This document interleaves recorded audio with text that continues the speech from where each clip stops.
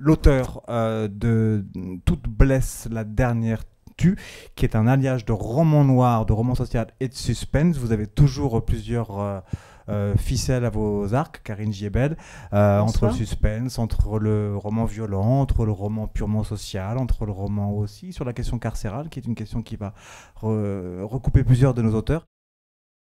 Nous, on a choisi le polar parce que je pense qu'on a envie d'écrire des choses sombres ou parce qu'on a cette couleur-là de plume, mais je pense que le réel, c'est dans le roman en général, la littérature en général, qui s'inspire du réel, qui peut être engagé, c'est pas spécifique au polar quand même.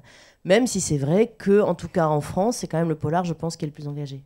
J'ai écrit ce livre effectivement en 2017, je l'avais commencé en 2016, mais c'est l'aboutissement d'une enquête qui a duré à peu près 6 ans.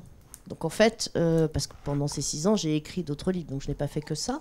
Mais j'ai commencé à m'intéresser à ce sujet vraiment avec beaucoup de lecture, etc., il y a à peu près 6 ans. Donc d'une jeune femme exploitée. Voilà, alors d'abord sur l'esclavage moderne en général. J'ai commencé comme ça, c'est-à-dire que j'ai lu des choses sur l'esclavage moderne.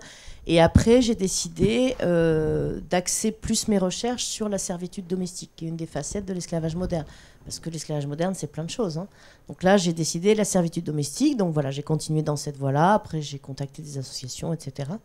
Et donc, ça a duré plusieurs années, cette enquête. Quand je commence un livre, je ne sais pas s'il va être court, moyen, long, je n'en sais rien, puisque je n'ai pas de plan. Donc, je n'ai aucune idée de la taille que va faire le livre.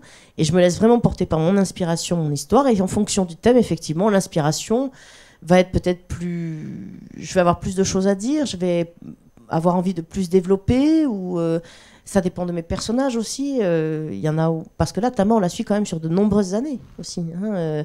Au début du livre, elle est toute jeune, et on la suit sur une dizaine d'années. Ouais. Donc c'est normal qu'un livre qui se passe sur 10 ans aussi soit plus épais.